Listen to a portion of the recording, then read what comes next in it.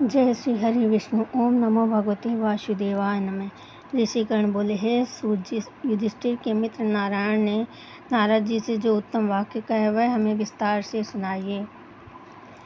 सूत जी बोले, हे ऋषियों, नारायण भगवान ने नारद जी से जो सुंदर वचन कहे थे मैं वह जैसे सुने हैं वैसे कहता हूँ, एकाग्रचित होकर सुनो। श्री नारायण बोले, हे नारद, भगवान श्री कृष्ण ने राजा युधिष्ठिर से जो कहा था वही मैं कहता हूँ। एक समय धर्मराज युधिष्ठिर दुर्योधन आदि के छल में जुए में हार गए थे और बड़े बड़े महारथियों के सामने ही दुष्ट दुशासन ने अग्निकुंड से उत्पन्न हुई धर्मपरायणा द्रौपदी के बालों को पकड़कर खींचा था, और जब साड़ी खींचने लगा तब कृष्ण भगवान ने उसकी रक्षा की। तत्पश्चात युधिष्ठिर पांडव राज्य छोड़कर काम्यक वन को चले गए। वहाँ पांडव लोग वनवासियों की भांति वन के फल खाकर अत्यंत दुख पाते हुए रहने लगे। देवकी नंदन श्री कृष्ण भगवान उनको दुखी देख मुनियों सहित काम्यक वन को गए। तब युधिष्ठिर, भीम, अर्जुन श्री कृष्ण भगवान को देखकर मानो देह में प्राण आ गए हों, झटपट उठे और प्रेम विह्वल हो बड़ी प्रीति से मिले। एवं नकुल सहदेव ने भी शीघ्र उनके चरण कमलों में प्रणाम किया। द्रौपदी ने भी कामजोरीवश धीरे धीरे चलकर प्रणाम किया। श्री कृष्ण ने युधिष्ठिर आदि भाइयों को रूरु मृग के वस्त्र पहने, धूल से सने हुए रूखे शरीर और सिर के बाल बिखरे हुए दुखी रूप में देखा। उसी अवस्था में द्रौपदी को भी दुखी देख श्री कृष्ण भगवान अत्यंत दुखी हुए। तब विश्वात्मा भक्तवत्सल भगवान ने धृतराष्ट्र के दुर्योधन आदि सब पुत्रों को भस्म करने के लिए कोप किया। तब उनकी भ्रुकुटियाँ टेढ़ी हो गई, आंखें चढ़ गईं, करोड़ों महाकाल जैसे उनका मुख विकराल हो गया, मानो प्रलय काल की अग्नि की लपटें उठी हो। दांतों को पीसते हुए ऐसा प्रतीत होने लगा मानो त्रिलोकी को भी अभी भस्म कर देंगे। जिस प्रकार सीता जी के वियोग से संतृप्त होकर रामचंद्र जी को रावण पर क्रोध आया था, उसी प्रकार श्री कृष्ण का स्वरूप हो गया। तब अर्जुन श्री कृष्ण भगवान के इस स्वरूप को देखकर भय से थर थर काँप उठा और दोनों हाथ जोड़ युधिष्ठिर तथा द्रौपदी सहित सब उनको प्रसन्न करने के लिए स्तुति करने लगे। अर्जुन बोले, हे कृष्ण, हे जगन्नाथ, हे नाथ, मैं जगत से बाहर नहीं हूँ। हे जगत के रक्षक, आप मेरी रक्षा कीजिए। जिसकी दृष्टि टेढ़ी करने मात्र से ब्रह्मा का भी पतन हो जाता है, उसके कोप से क्या नहीं हो सकता, यह कौन नहीं जानता। अतः हे जगतपते, आप संहार करने वाले, अपने क्रोध को त्यागिए। आपके क्रोध से संसार में प्रलय हो जाएगी।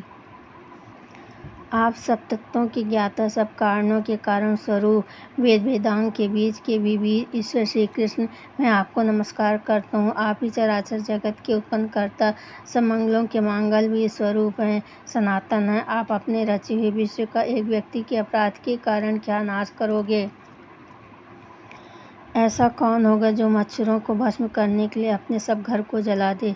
श्री नारायण नारद जी से बोले, शत्रुओं को मारने वाले अर्जुन ने जनार्दन श्री कृष्ण से ऐसा कहकर हाथ जोड़ नमस्कार किया। सूत जी बोले, हे ऋषियों, जब श्री कृष्ण भगवान क्रोध त्याग कर चंद्रमा के समान शीतल हो गए, तब पांडवों ने श्री कृष्ण भगवान को शांत हुए देखकर सुख पाया। प्रेम से प्रफुल्लित मुख को देखकर युधिष्ठिर आदि सब कृष्ण भगवान को प्रणाम किया और कंद मूल फल आदि से उनकी पूजा की।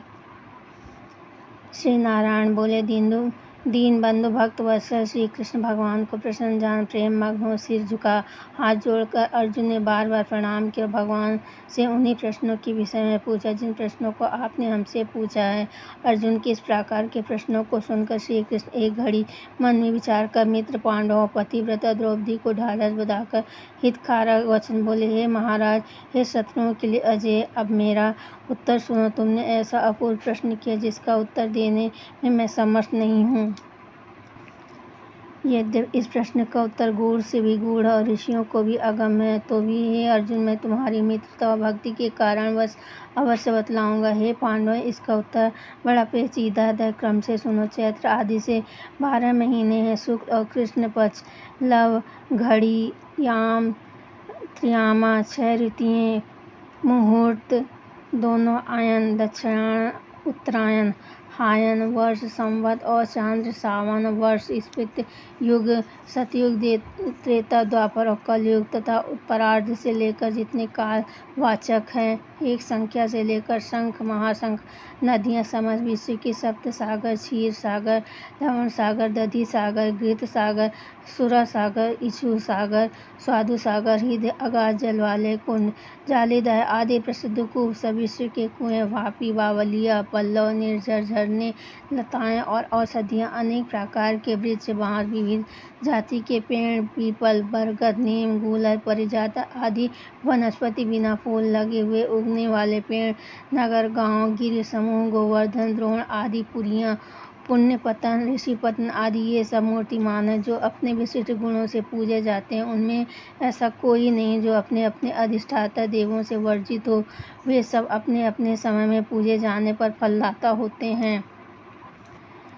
अपने अपने स्वामी के संयोग के माध्यम से वे सभी सौभाग्यशाली हैं। अर्जुन, कदाचित उस समय अधिमास आया, उसको सब लोग आहार निधि, अपूज्य, मलमास, रवि संक्रांति से वर्जित ऐसा कहते थे।